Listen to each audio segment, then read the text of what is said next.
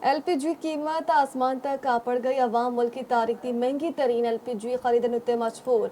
उगरा समेत सारे अदारे लातालुक माफिया दोवीं हथा नाल लुटन विच मसरूफ। होर तफसीलात लाहौर तो ताले फरीदी दे इस रिपोर्ट विच।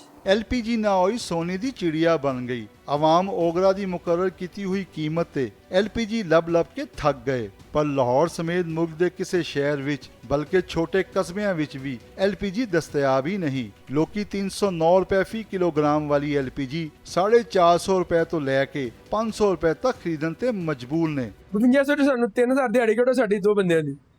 ਇਹ ਬਿਜਲੀ ਦਾ ਖਰਚਾ ਦੁਕਾਨ ਦਾ ਖਰਚਾ ਕੱਢ ਕੇ ਤੁਸੀਂ ਸਾਨੂੰ ਸਾਡੀ ਰੋਟੀ ਸ਼ਾਮ ਨੂੰ ਪੂਰੀ ਹੋਏਗੀ। ਤੁਸੀਂ ਪਿੱਛੋਂ ਪਲਾਂਟ ਤੋਂ ਸਸਤੀ ਲੈ ਕੇ ਦਿਓ ਤੇ ਸਸਤੀ ਵੇਚਾਂਗੇ। हुकूमत LPG माफिया अगे बेबस हो चुकी है। माफिया अपनी मनमानी कीमत उत्ते बड़े धड़ल्ले नाल सरेआम वेच रहा है। सब तो वध मुश्किलात दा सामना रक्षा चलान वालियां नू करना पै रहा है। हाँ नहीं किलो नहीं पूरी पवाई, पैसे नहीं कि सुबह तक 350 रुपया फड़िया तो 350 की गैस पवा दी। 250 ਦੇ ਹਿਸਾਬ ਨਾਲ ਸੀ ਨਾ ਗੈਸ, ਉਸ ਹਿਸਾਬ ਨਾਲ ਸਵਾਰੀ ਪੈਸਾ ਦਿੰਦੀ ਹੈ, ਉਸ ਤੋਂ ਬਾਅਦ ਸਵਾਰੀ ਪੈਸਾ ਨਹੀਂ ਖਰਚਦੀ। पाकिस्तान विच रोजाना 60 तो 62 लाख किलोग्राम तो भी ज्यादा LPG विकदी है।